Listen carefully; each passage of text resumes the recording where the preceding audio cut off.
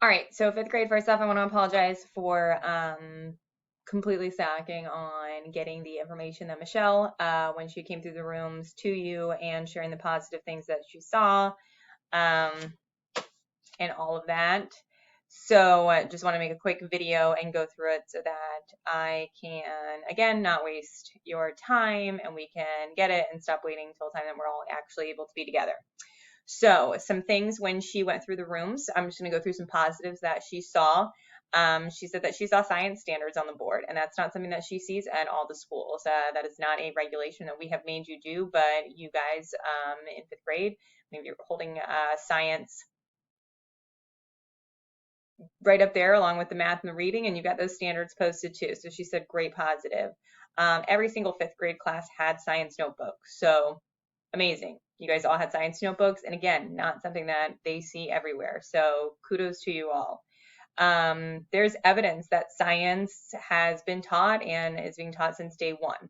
So by looking at the notebooks and stuff, like it is easy and to see that science is happening and it is going on in your classrooms.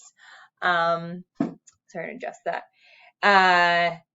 So other positives, that the notebooks had a lot of content in them. So she saw that that was in there. She could see that you guys are very comfortable with the explain piece of the science process. And you were putting in a lot of even reading strategies in there. Which all good things. She noticed that, there was other things on the wall with science as far as, things to display and student activities. So again, science is happening in the classrooms and she was very happy to be seeing that. She saw that, I think one of the classrooms had some body organs and things coming up for the next unit. So she could see the planning piece going in. The inherited traits activity she had seen was a great activity. The lab that was going on, it was a super difficult lab. She was very impressed that we were doing those fourth grade standards and making sure those students had those in using our activity time to kind of do a out of the box creative way of getting all that in and just going for crunch time.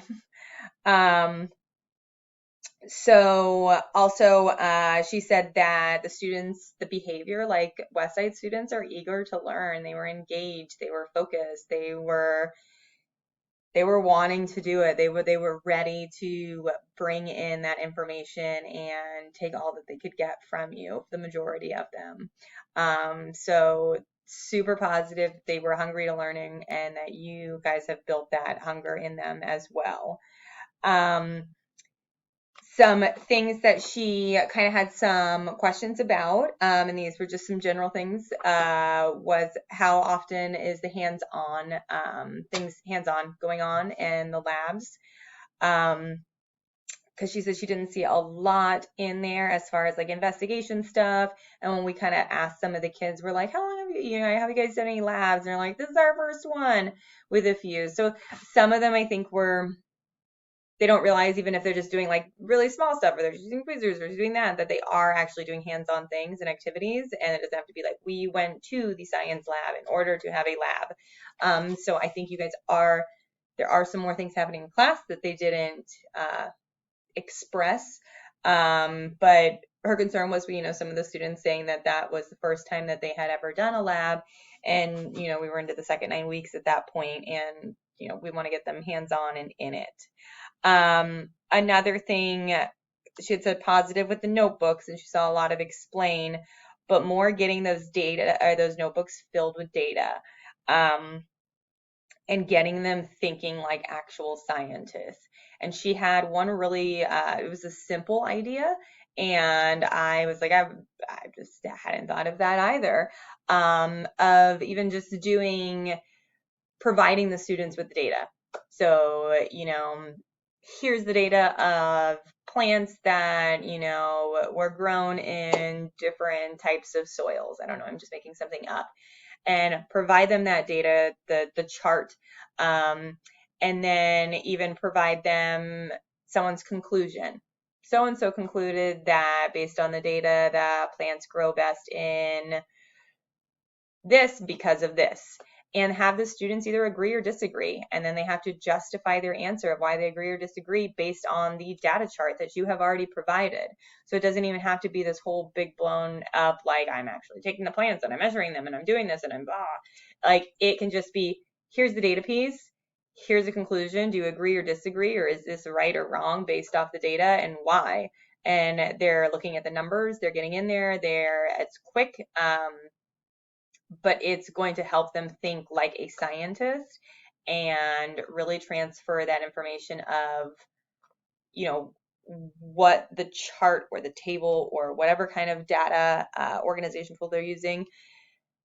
How do I take that and think like a scientist and come up with a conclusion or theory or whatever, and be able to justify it using the numbers? So that was kind of a simple idea of getting that thinking like a scientist piece and that data piece in there without having to do the entire full-blown experiment every single time, but really hone in on them being able to justify and give their reasoning of interpreting data. So that was a good one. She did ask, I'll be fully honest, you know, why we weren't doing so much of the digital textbook and things like that. And I told her we didn't have the one-to-one. So that was an area that wasn't as easy. They couldn't just go in and click and stuff. And I know in one of the classrooms, they, you know, had a sheet that went along with it, and they were like, why? Your teachers are doing more work, and we don't have the one-to-one with the computers. And so that's a challenge that you guys are working to overcome, and you guys are doing a great job of figuring that out. But that was just a question that she had. She said that. Formulate hypothesis and conclusion. Wonderful.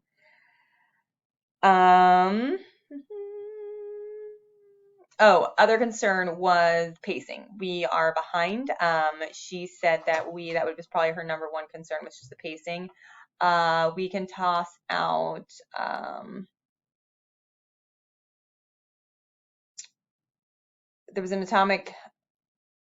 there was one standard that she had said that we would be able to kind of just skip because they don't test it. And then we need to come up with some ideas of how we can incorporate maybe like some getting activity involved with either like forces or motion or energy or something, or figuring out a way to just catch up and make sure that our pacing is where we need it to be. So there was that. So pacing, that's our goal. We got to figure out how to catch up, and we also we should be in the body systems and stuff now. So we really need to schedule when we are going to do the healthy body videos. So please, let's look at a calendar, and if I could have one of you provide a date or a week, if you could just give me a week window of when this would be appropriate, so that we can get that done and make sure that we have coverage and who's can teach both sides for, you know, the girls and the boys. So great with that. Penda, she said that, it's atomic theory. Atomic theory is the one that we could toss out.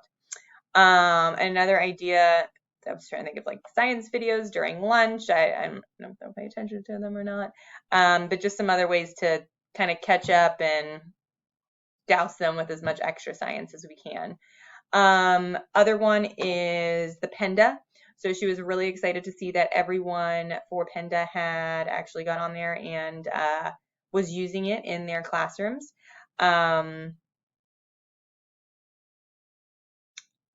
Making sure we go back and assign any of the ones that had been pushed out.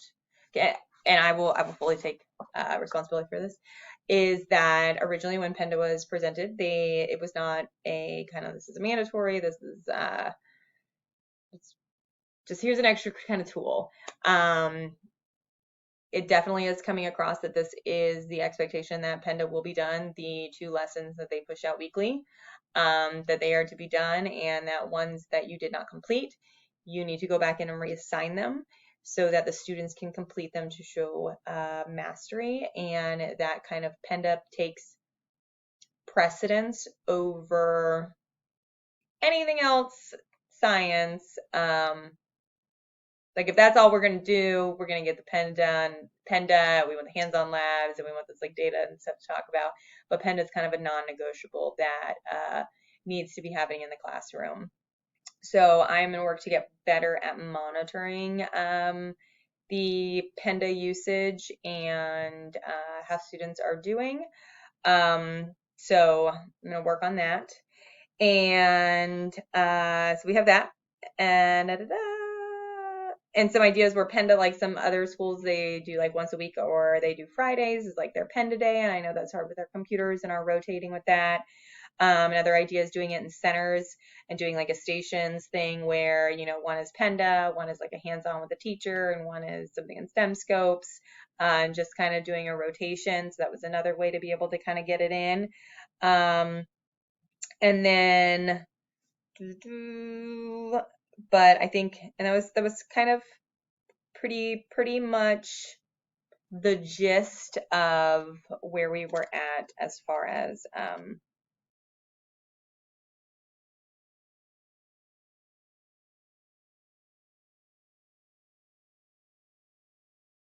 of what we need as far as the science stuff. I'm just trying to make sure there was nothing else in my notes. So there's that. So that was kind of the overview of Michelle here. So positives, we're doing science. Things are happening, things are good. We got to get a little faster, and we got to get a little more of the thinking like a scientist, data, hands-on, and ensuring that we do the PENDA. So let's make sure those things get done.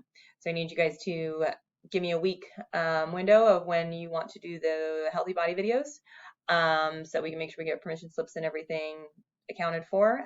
We should have already sent those home, and you should already kind of know which ones you need or don't need. So let's get on to that.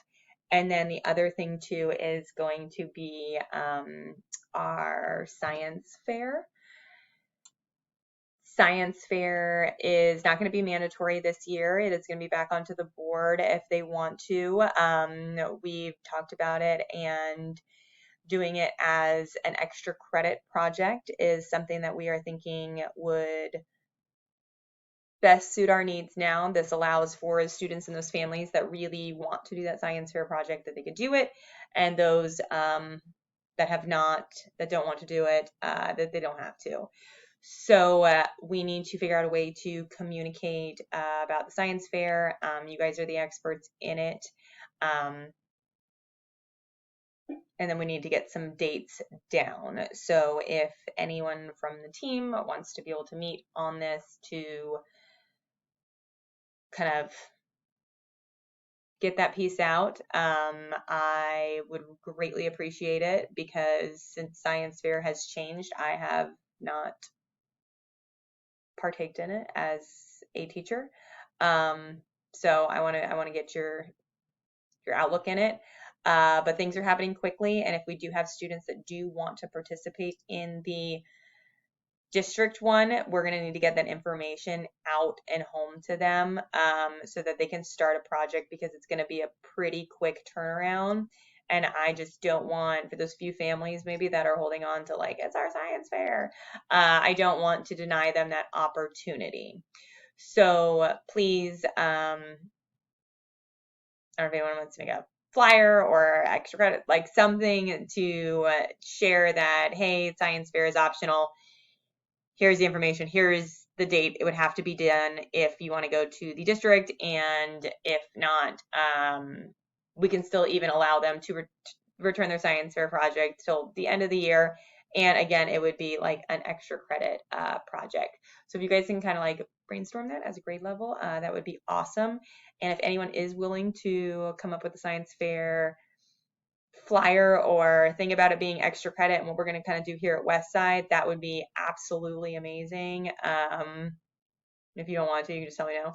But yeah, so that's kind of where we are with those kind of things. Also, slacking PENDA challenge over the Thanksgiving break. We didn't have any students that actually did the 80% and passed. I had a couple that were super close, and we just got in a couple of science things they ordered, so I'm gonna put them in the